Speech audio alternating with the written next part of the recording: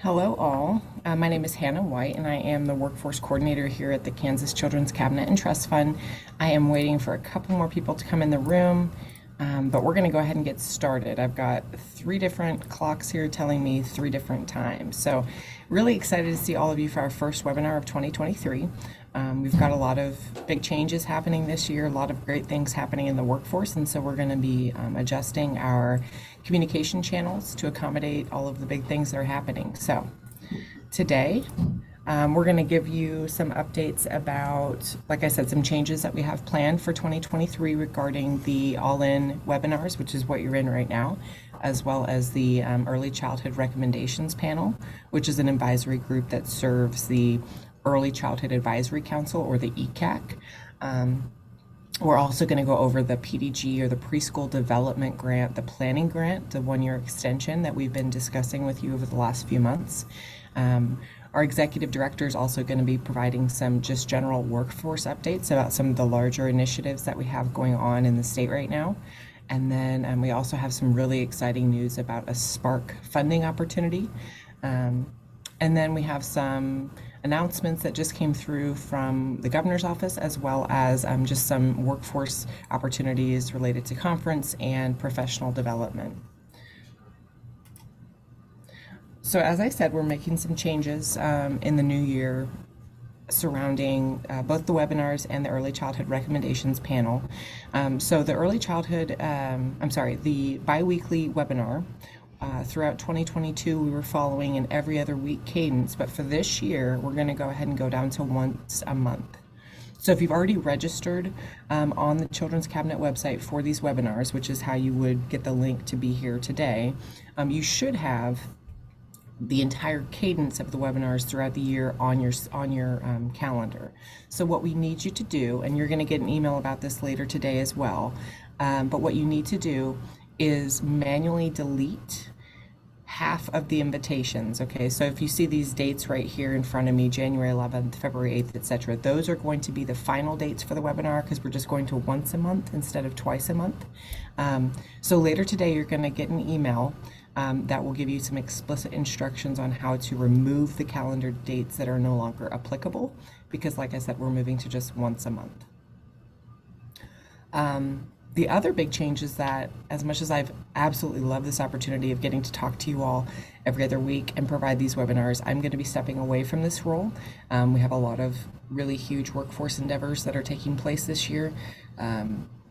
The discovery, implementation, and build of the workforce registry, as well as development and building of the, development and implementation of the career pathway for early childhood providers. So our wonderful partners at the University of Kansas Center for Public Partnerships and Research is going to be taking over hosting webinars, and they're going to be securing some really great content for us, have some subject matter expertise come in and provide presentations that are really relevant to what's happening in the workforce today. We'll be moving away from kind of the format of providing some general updates to provide a little bit more targeted content that we hope is going to be a little bit more helpful for all of you in your roles. So takeaway, look for that email later today. It will instruct you on how to remove those dates that are no longer applicable, and then these are the final webinar dates for 2023. If you have not signed up for your 2023 webinars, or if you'd like to tell somebody about this, you can always go on the Children's Cabinet website. You go to Get Involved, and then you can sign up and add all of those dates onto your calendar. Another great way to stay connected, if you haven't done this already, is the All In for Kansas Kids, the newsletter. You can also sign up for that on the website. That is going to be probably one of the most comprehensive places in our workforce right now to get all things early childhood updates. So it's a really great listserv to be part of if you're not part of it already. Okay, so that's for webinars. And then just to give you some updates on the changes for Early Childhood Recommendations Panel. So I will also be stepping away from this. I will be present and helping to facilitate groups sometimes, and then bringing in specific content based on what's happening in our workforce. But CPPR is also going to be providing a lot of support for panel moving forward.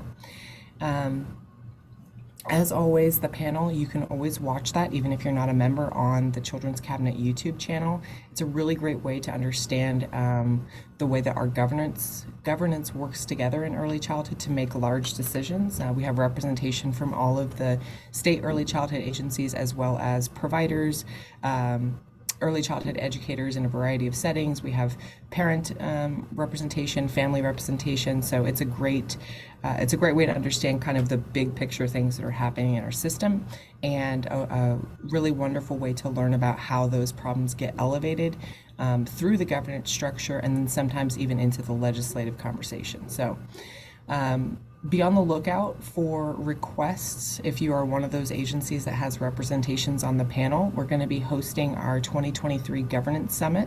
That will be the February panel meeting date, so it's the same date as you already have on your calendar. Essentially, this is just going to be an update from each of the governance groups within the early childhood system. So groups like the Workforce Development Advisory Group, the childcare licensing improvement team, groups like that that are already meeting that work within our governance structure are going to come and just give a brief update on plans for 2023, work to date, things like that. It's a great way to just get a snapshot of all things early childhood. So again, even if you're not a panel member, you can always watch those meetings. They're live streamed on the YouTube channel, and you can also watch old meetings if you'd like. So if you are one of those agencies that has representation or has a member on the panel, be on the lookout for that invitation and the ask to start preparing your material. And then again, you'll be coordinating with staff at CPPR. They'll be reaching out to you to plan this. Okay, so just be on the lookout. So with that, I'm going to go ahead and introduce and turn it over to Melissa Rooker. And Melissa Rooker is the Executive Director here at the Kansas Children's Cabinet and Trust Fund. And she's going to walk us through some of the big things that are happening in our state right now and just the things that we're excited about kicking off the new year with. Thank you, Hannah. And I appreciate everyone who's taking the time to join us live today. And shout out to those who follow up later and watch this to catch up on news they missed in the moment. We have a really exciting 2023 ahead, and I am delighted to be able to share publicly, finally, some plans that some of you may have heard about yesterday as the governor takes office and maps out her second term priorities. So we'll start with news that came in during the week I took off between Christmas and New Year's. We received the PDG Birth to 5 Planning Grant that we had applied for in early November. I am delighted to share that Kansas got the maximum award possible. It's $4 million. It is a 1-year planning grant with criteria that is very similar to our initial 1-year planning grant that allowed us to create the comprehensive statewide needs assessment and statewide strategic plan for early childhood that we have named All In for Kansas Kids. We will use the same collaborative approach. It is continuing to build on the work that we have been able to achieve with the 4 years worth of PDG grant awards that we've been working with. Our partner agencies, KSDE, KDHE, and DCF will be alongside us to participate in the work. And the deliverables really kind of mimic what we had in the first planning grants. So we will be able to once again create a comprehensive statewide needs assessment for Kansas. Since 2019, when we published the initial report, we have been doing annual updates, but they have been narrow in focus. So we're putting out a call for contributions to the needs assessment. So as we did the first time, we would love to gather up existing reports that you all may have access to within your own organizations. We want this to be as comprehensive as possible. So we will map out the process for information gathering and community engagement. We will utilize our tomorrows as we did in the prior round. We will do community outreach and all of those activities as the year unfolds. With that, we will also be drafting an updated strategic plan, a 5-year strategic plan. So as part of the grant closeout for our current 3-year implementation grant, we will provide a report on progress made on the All In for Kansas Kids strategic plan, but this grant will allow us to map out and chart the course for the future in alignment with some other initiatives that are underway. In addition to those 2 key activities, activity 3 is maximizing parent and family engagement.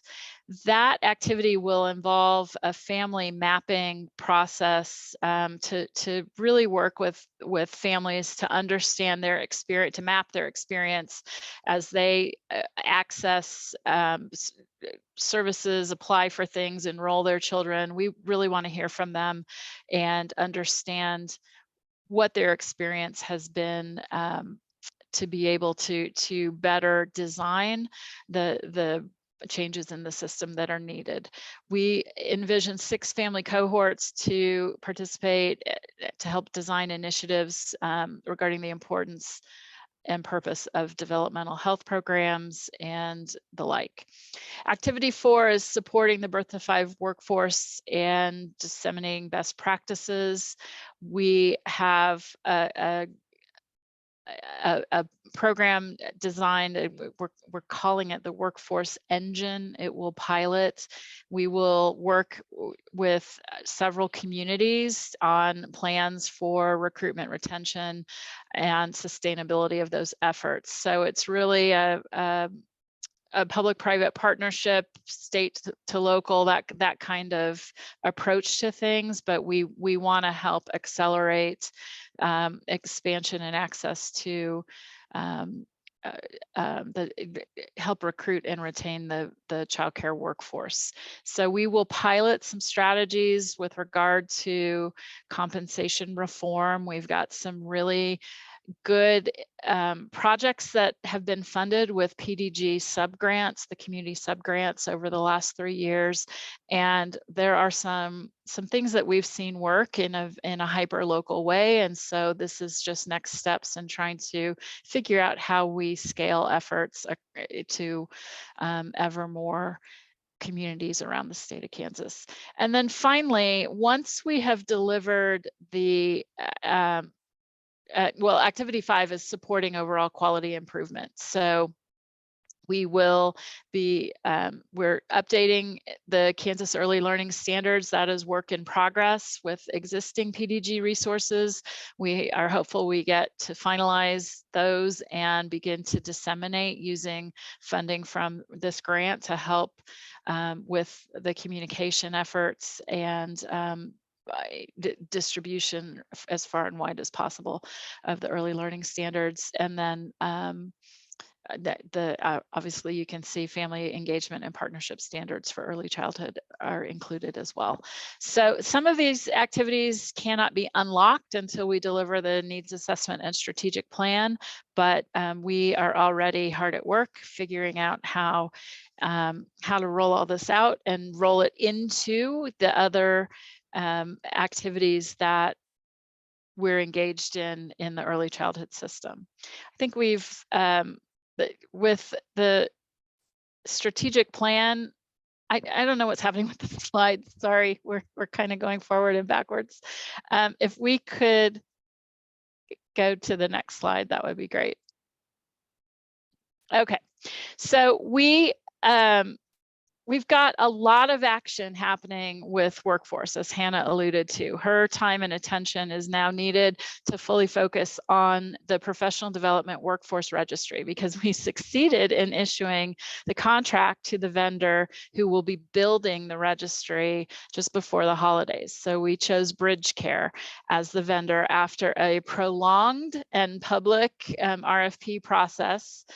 We went through all the steps that the state procurement process requires when you're considering an IT project. There are some very specific requirements that need to be met and hurdles that are unique to IT projects. So we issued the contract and have gotten very quickly to work with Bridge Care as the vendor. We're excited at their track record and the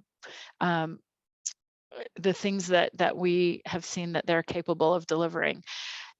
We're currently in the discovery phase, so there is a lot of work to do to map out the existing IT systems that this registry will need to communicate with, and do the planning that's necessary to make sure that when we seek to go online and go live with this, that all of the systems can talk to each other and process as we envision. So we're motoring through the discovery phase and have had, again, the Kansas Office of Information Technology, KETO is the acronym.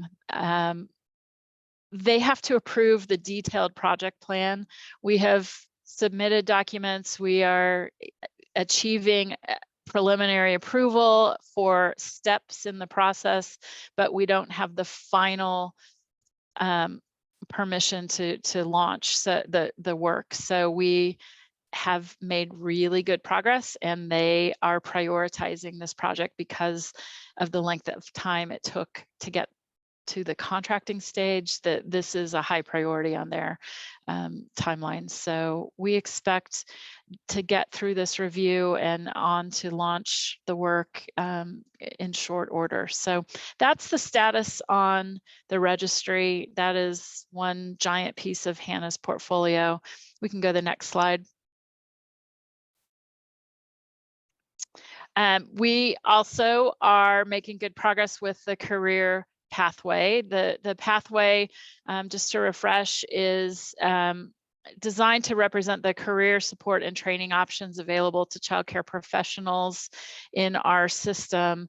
It's a tool that speaks to goal 6 in our strategic plan, to recognize the importance of high quality early childhood experiences for children, families, and communities across the state. The career pathway will give guidance to professionals in the field towards resources and opportunities to support them in obtaining their career goals. So we have finalized the content of our career pathway and are working on a soft launch in the very near future through the All In for Kansas Kids website. We are designing marketing materials, and we'll have toolkits for partners coming in the near future as well. Part of this is creating shared language and giving partners who interact with professionals in the field, the surveyors, the health consultants, our groups like Childcare Aware and Casito and the official partners and providers across the state, common language, so that we can be moving in a coordinated fashion towards a common goal that we've set out. We are also we adopted core competencies at the December Children's Cabinet meeting. The Cabinet, in its role as the State Early Childhood Advisory Council, gave approval for the adoption of the Nebraska core competencies, which was the recommendation of the Workforce Development Advisory Group. So we are excited to have that set of competencies to incorporate into this work, and we're just really pleased that and proud of the work that's gone into the roadmap that the career pathway represents. That is another major project in Hannah's portfolio, so she would be the point of contact here at the Children's Cabinet. We hope that in the future there is funding available to help support the implementation process. We envision a process that would include incentives, perhaps scholarships or stipends or the like. We consider that a work in progress, but we hope to be able to support implementation with financial resources as well, to make it easier for people who are interested to come on board and adopt the pathway. So that's the update on the career pathway. Now let's get to some new things that we've been working on. I would say SPARK is it's an acronym, and as long as I've been working with SPARK 2 years now, I don't ask me to explain what the acronym stands for, but that is it's the committee that the governor's office set up in collaboration with the state legislature to make decisions around the distribution of federal pandemic relief funding that came to the state for discretionary purposes. So this round of funding through the American Rescue Plan that is under consideration that we're talking about is ARPA funding.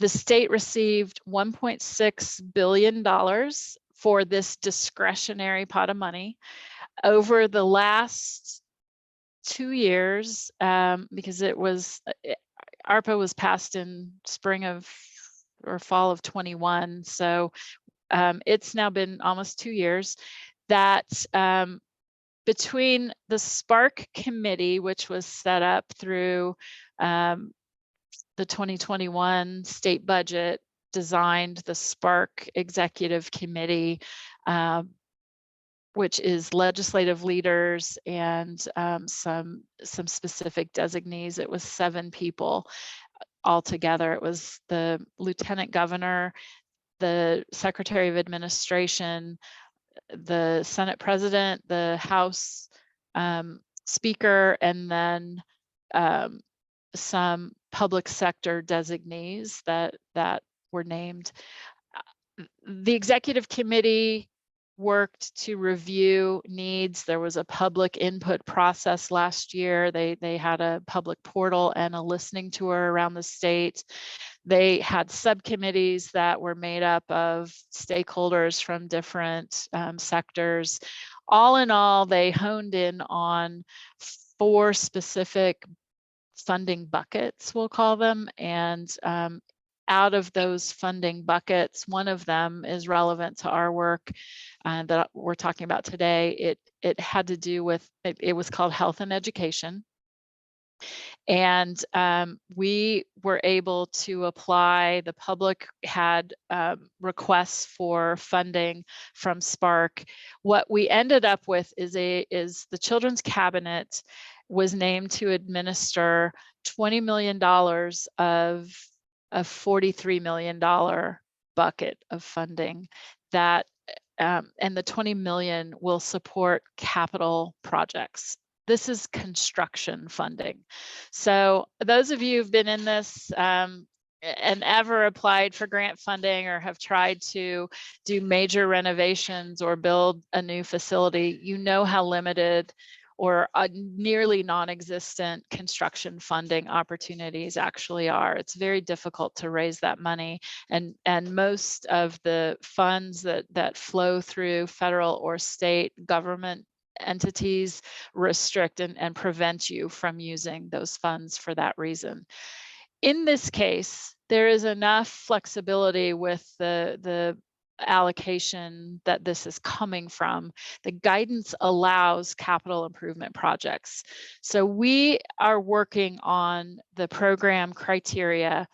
Our proposal, we've had preliminary versions of a proposal that have gotten conditional approval to keep making forward progress through the year-long process that this represents. We are finally at a place where we have enough specific parameters on the funding in terms of how much we have to work with, some extra guidelines that were put in place by both the SPARK Executive Committee and then ultimately the State Finance Council, which is where the final approval was given to this. So we have some guidelines we have to incorporate into our game plan, but our goal is to get the final approval on our project process plan to be able to announce some things in February. My personal goal is that our February cabinet meeting will be a point where we roll out a little more detail than I have for you today. But ultimately, the broad contours of this program involve $20 million for grants that we will have a public application process. We are seeking community partnerships, as we always do. So we envision public-private sector partnerships. We will have the criteria will be made known. We will do education opportunities. We'll do a webinar and some training on the grant opportunity itself. And then we will have a grant period of an open RFP period, aiming for approval. There will be a review committee that the Children's Cabinet sets up to review the applications, and then that committee will make recommendations to the Children's Cabinet for final approval. So we still have several steps before funding flows to the public, but this is for greenfield construction of brand new facilities, or it is major renovations to existing buildings to comply with state licensing and safety requirements. We will also have, we do have $20 million that DCF has made available to us. We have an interagency agreement from their CCDF ARPA discretionary funds that will allow us to create a comprehensive grant opportunity that will braid together these two separate funding buckets, so that when programs are seeking funding for the capital improvement work, they are also thinking about what it will take to run a program in that new facility or that newly refurbished facility. We want to give programs the opportunity to apply for some operational startup funding to help with the planning and all of the things that have to happen to equip and staff and plan for a new program. That you have to have funding to pay for that before you ever can start charging tuition from the families that enroll their children. So we seek to make this as streamlined as possible to braid together on the back end and ask the applicants to differentiate between capital improvement requests and the startup requests. But that is envisioned as a single application. So stay tuned. This is one of the best things that has happened in a long time, to be able to meet some of the needs around the state as communities struggle. They have willing program partners, but not necessarily a site that is licensable to run a new program in. So we are excited to be able to step into that void and meet that need. So watch the February 2nd, 9 a.m. Children's Cabinet meeting. We'll be discussing this as an agenda item so that my Children's Cabinet Governing Board has more information about the role that they will play in the process. Okay. Yesterday, we had super exciting news from Governor Kelly. And it may have gotten lost in other news about Governor Kelly and the kickoff of the state legislature, but yesterday morning at 10 o'clock, she held a press conference and issued Executive Order 23-01. That number indicates this is the first executive order of her second term. It establishes the Early Childhood Transition Task Force. The task force is charged with reviewing Kansas's early childhood programs and developing a roadmap for the creation of a new state cabinet level agency focused solely on supporting the success of our youngest Kansans. I wanted to offer some clarity. Cabinet level refers to the governor's cabinet. We already have our children's cabinet, but this is the governor seeking to elevate early childhood to a position in her cabinet, which is major. That's major news for Kansas, and a super exciting opportunity to help with better program design and coordination. So the the executive order outlines membership on the task force that she has created. The mission of the task force is to create a framework for the consolidation of initiatives and funding under the leadership of a new cabinet level agency. The envisioned timeline for this work is calendar year 2023. The first part, like the balance of winter and all of spring, will be spent with the task force meeting under the leadership of a third-party organization from outside the state. So they're looking, the governor's office is looking for someone to facilitate and support this work that is a neutral third party, national level, so they have experience helping other states better better coordinate or consolidate their governance structure for early childhood is key to what they're looking for. So they've been interviewing. I don't know who this will end up being, but the idea was it's not one single state agency leading this work, and you know, the design is intended to avoid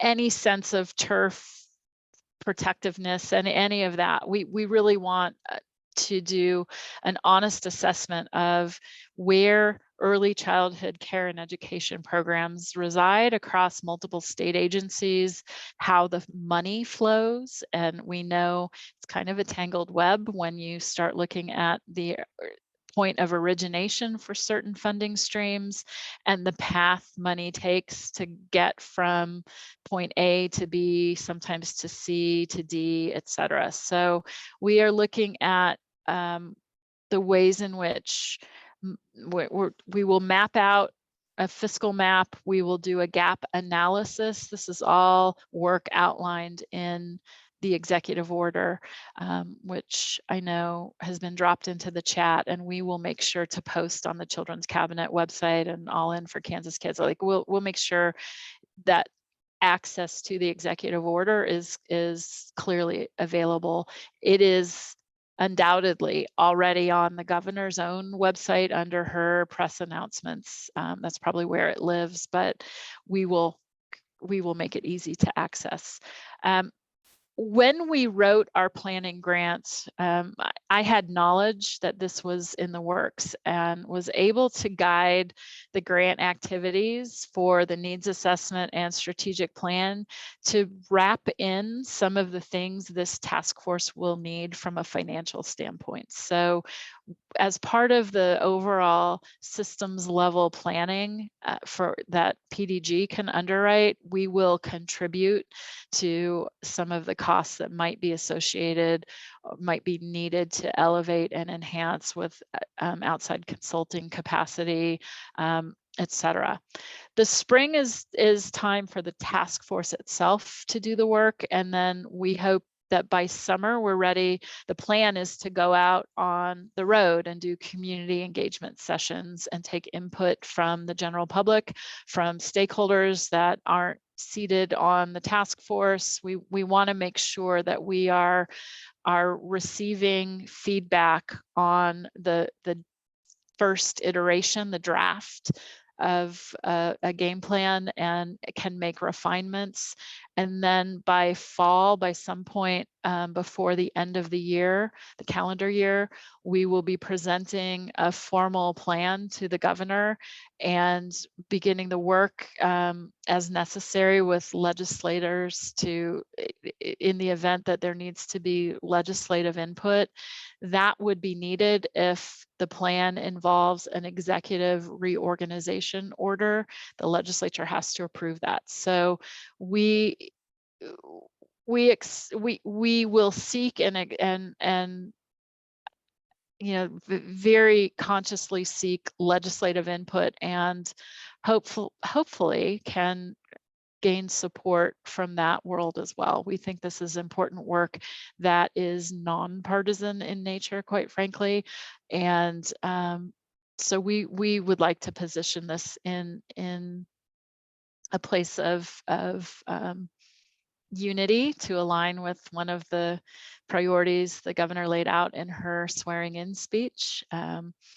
innovation, unity, and prosperity are the themes of her second term. So that is the goal for this work.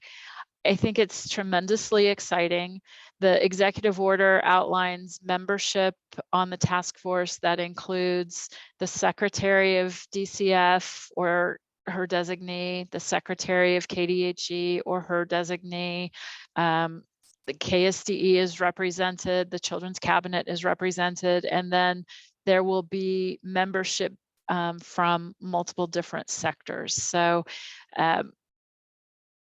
stay tuned for exciting news as this effort unfolds, but this really speaks to needs identified in 2019 before the pandemic ever happened that were amplified as we all were dealing with the conditions during the height of the pandemic and our attempts to emerge and recover and be stronger than before.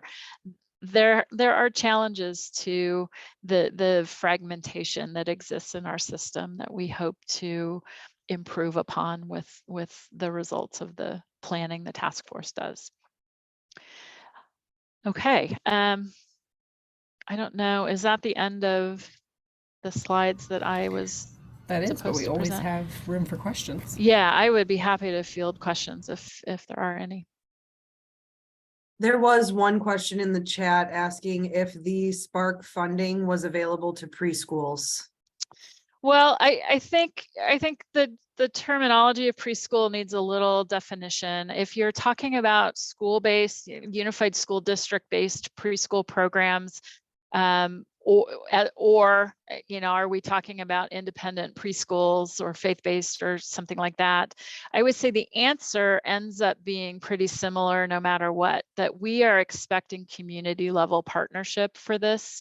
We know school-based programs have access to categorical aid and different elements of the school finance system.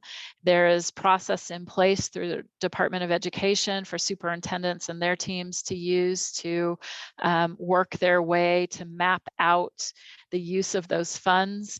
And school districts have the opportunity to use capital outlay mill levy funding that they can levy with a vote of their school board, or they have the option of going to the general public with a bond question to issue bonds to do construction. So that is its own unique category of funding that isn't available to an independent preschool or that sort of thing. So we would welcome schools as partners at the table with a community partnership.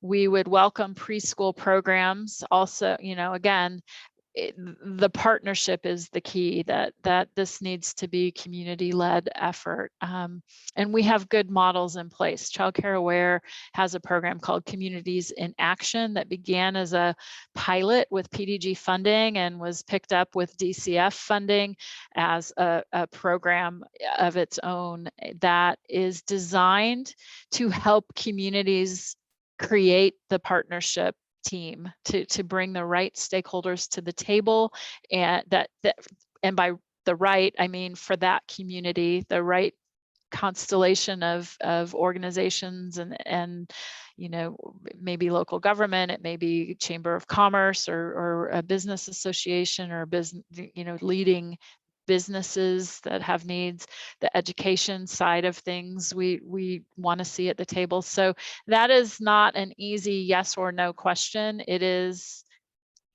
yes, potentially would be the correct answer to that. Another person wanted to confirm that at this time, the PDG subgrants are not extending, and whether or not they extend is going to be based on the needs assessment and strategic planning. Is that a correct statement? Not quite. The preschool development grants were part of the 3-year PDG grant that we received. That grant ends April 29th, 2023.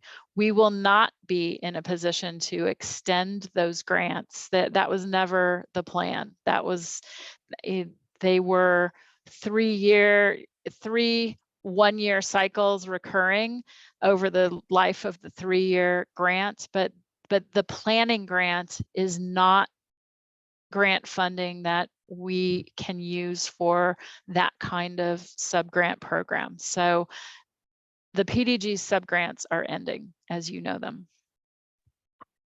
We have a comment just asking that children with special needs are also considered within all of this work. Obviously, yes. And then as well, as we know, capital improvement projects can be very expensive, even with the 20 million available. Will these grants be capped so that more providers can be helped?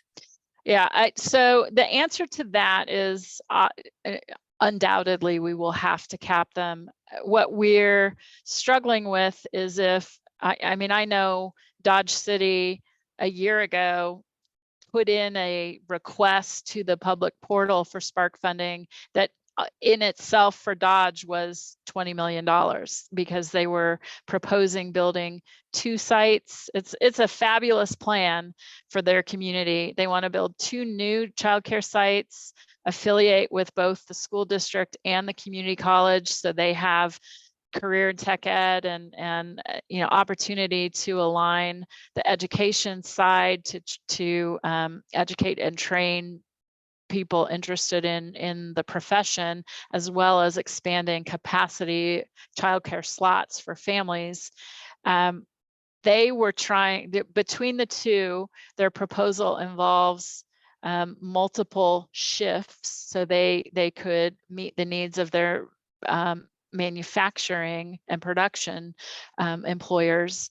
And so for the 2 sites and 2 shifts a day, the total number of slots they propose creating is close to 1,000 new childcare slots.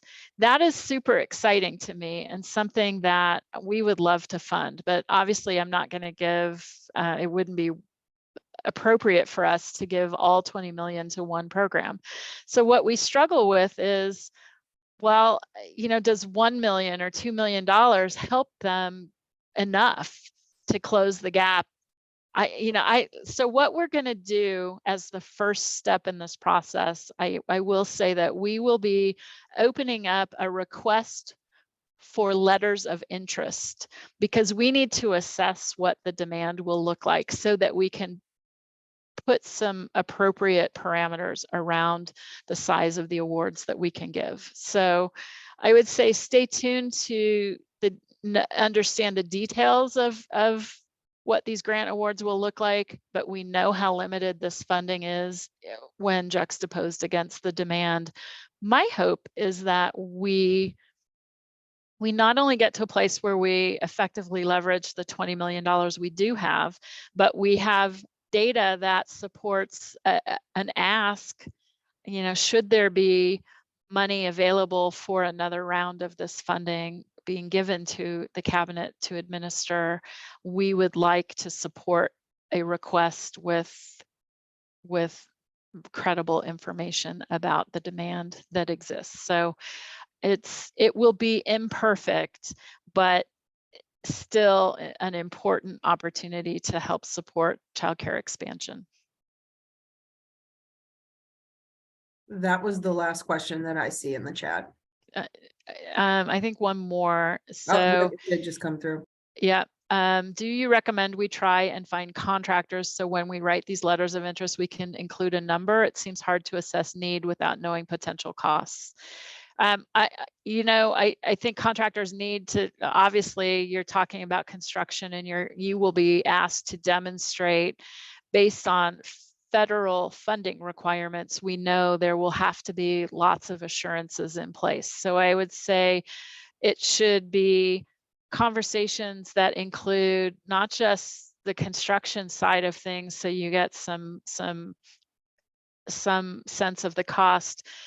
Your KDHE licensing surveyors should be at the table so that, you know, if you're seeking to convert, you know, something that used to be a doctor's office into a childcare center or whatever, you get a sense from licensing surveyor perspective just how heavy a lift that is and whether that's the most rational use. A lot of times people think, oh, we can purchase this church that's no longer being used as a church. And I mean, we helped a community in Southwest Kansas grapple with having first purchased the building and then gone to the surveyor and finding out how heavy a lift the renovation would be. So I honestly, I think the more you can nail down ahead of time, the better, and knowing that this is coming.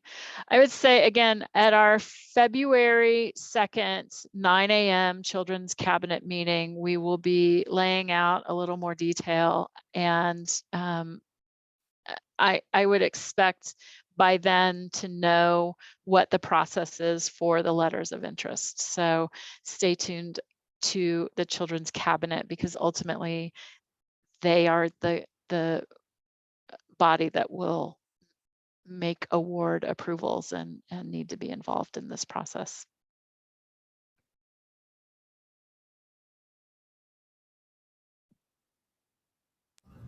Okay, I think that's all we have. So thank you so much, Melissa, for your time, and thank you for your incredibly complex and detailed explanation of those concepts. We appreciate it. I know that this Spark opportunity is mind-blowing. This is what we've been waiting for, and there's been so many wonderful funding opportunities over the last 2 years, but really to have capital funding is just incredible. Yes, very incredible. So, all right, we're going to thank you, Melissa. We appreciate you. We're going to keep moving forward. We have just a couple of system updates for you, some professional development opportunities, and then also a conference or two to highlight. So Kansas Parents as Teachers Association, you all are probably very familiar with them. We had them on here recently for a webinar. There are some really, really high quality, wonderful professional development opportunities coming up. So for January and February, they'll be talking about oral health and then racial equity. So these training opportunities are free to all CAPATA members, and the membership is pretty reasonable. So even if you were just using the membership for professional development, I could see that being a pretty rational decision. And then looking forward, here's some of the other offerings that they plan on having throughout the year. So March looks like it's slated to be domestic violence and the impact on youth. April will be looking at child abuse and neglect, and of course that's hosted by KCSL. May will be substance use disorder. And then June, there's no training. So we'll continue to update with typically the 2 months that we're looking ahead at, but just kind of a wider glance. This is what they're planning for up until June. And again, these are all free if you are a Kansas Parents as Teacher, if you're a member, if you pay that membership fee, but really just high quality training if you're looking for it. We also have a multi-tiered system of support and alignment training that's happening. So this is an in-person opportunity. It's going to happen twice. So the first opportunity is in Hayes. That'll be February 8th at the Hilton Garden Inn, and it's an all-day event. The second opportunity is February 9th. It'll be in Topeka at the Foundry, and again, it's an all-day event. So really, this is just a multidisciplinary training about how to approach challenging behavior in adolescents, how to best utilize your resources, including, of course, parents, other support and professionals that are within your building. And the host is a Dr. Mary Louise Hemter. So if you're interested in that, we've got links in the chat. This is hosted by Tazen, which is a really high quality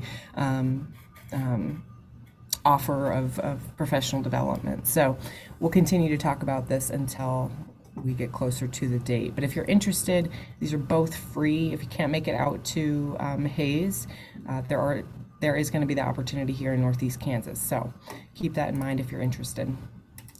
We also have the Kansas Division for Early Childhood Conference, the KSDE, I believe it's KDEC is what they call it. That is February 22nd to the 24th, and that'll be in Wichita. So we have registration information and more coming soon. We will be sure to share that information in the all-in weekly emails, as well as here at the webinar, and then any other way that we regularly interface with you. So just a couple of reminders, and then I'm going to let you all enjoy the rest of your day. So our next recommendations panel meeting will be January 20th. Again, it's always the third Friday of the month. That's also live streamed on our YouTube channel if you're interested in just watching. Again, save the date, please, for that Early Childhood Governance Summit, which is the regularly scheduled February panel meeting, which is February 17th. And then we have our next webinar February 8th. Remember, we won't have one in 2 weeks like normal. So the next one is the 8th of February. And again, as a reminder, you'll be getting that email from us instructing you how to delete the dates that we won't be using for 23, and that should come through later today. So finally, if you haven't signed up for the All-In weekly email newsletter, it's a really, really wonderful way to stay connected to all things early childhood. We usually talk about grant opportunities, professional development opportunities. It's really just probably one of the best ways to stay in touch with everything that's happening across state agencies and across the state geographically. So also, if you ever have information that you'd like put into those weekly email newsletters, I'm going to have maybe Julia, could you drop that in the chat, that content? Or you can always just get it to me and I'll get it to where it needs to go. But if you want to contribute to the weekly newsletter, we always appreciate having more partners. So that is all we have, and we will see you again February 8th at noon for our monthly webinar. Thank you all for your time, and have a great rest of your Wednesday.